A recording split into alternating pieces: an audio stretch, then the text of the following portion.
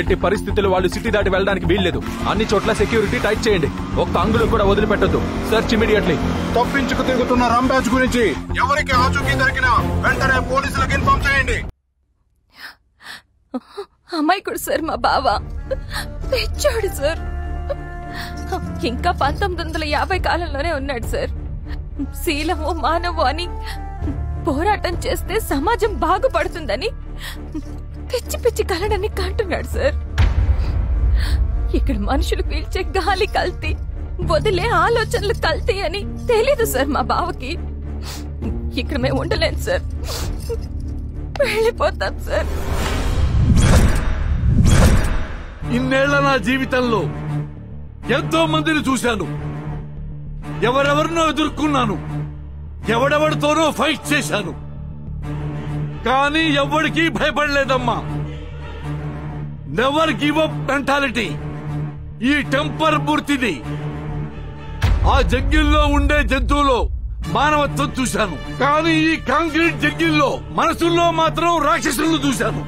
ఆ అసురగణం దాటి సాటి మనిషిని చూశా. వాడే కాలీఫ్లవర్. తనకు అన్యాయం జరిగితే నిజాయితీగా పోరాడాడు. అదమ్మా వాడి క్యారెక్టర్.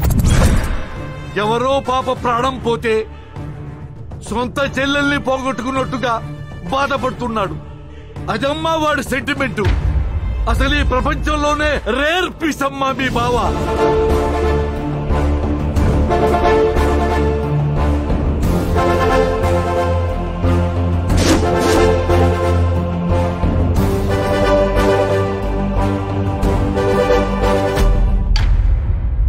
వాడు పోరాటం చేస్తున్నది చరిత్రలో నిలబడటానికి కాదు, చరిత్ర సృష్టించడానికి.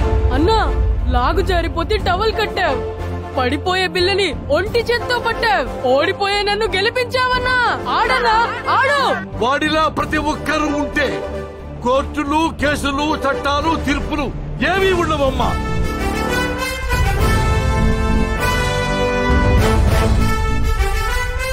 వాడు ఓడిపోవటం ఏంటమ్మా? ఓడిపోడు. వాడు ఓడిపోతే దేవుడే ఓడిపోయినట్టు.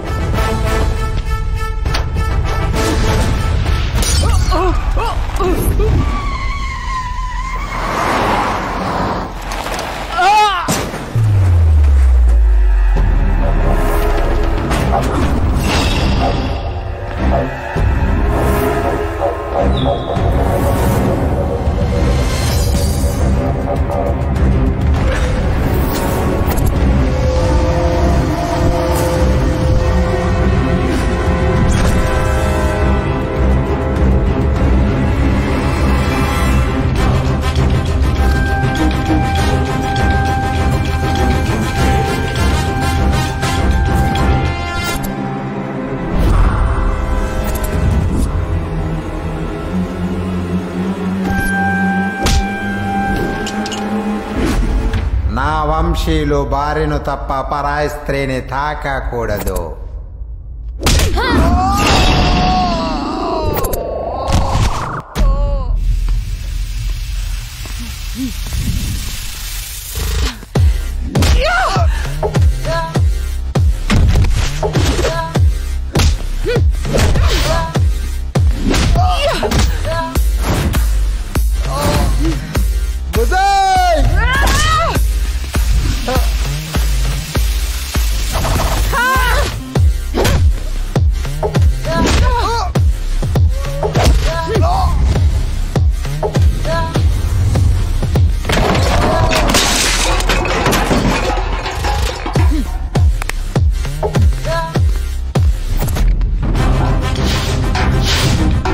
రండి అబ్బా.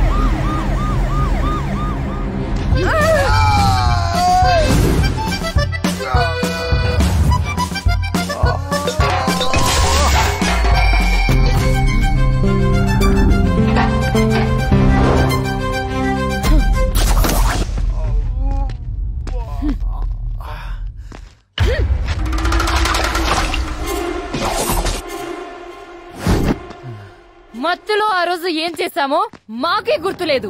ఫ్రీగా సుఖపెడితే సుఖపడకుండా ఈ లంగా పనులేంటే లపో.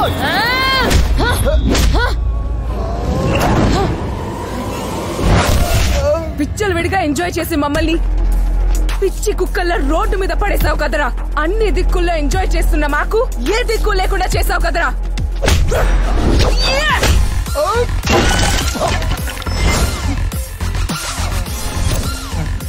మేం కలలు కని కట్టుకునే అమ్మాయిని కొలాబ్ చేసావు కదరా. కొలబద్దరా కొడక.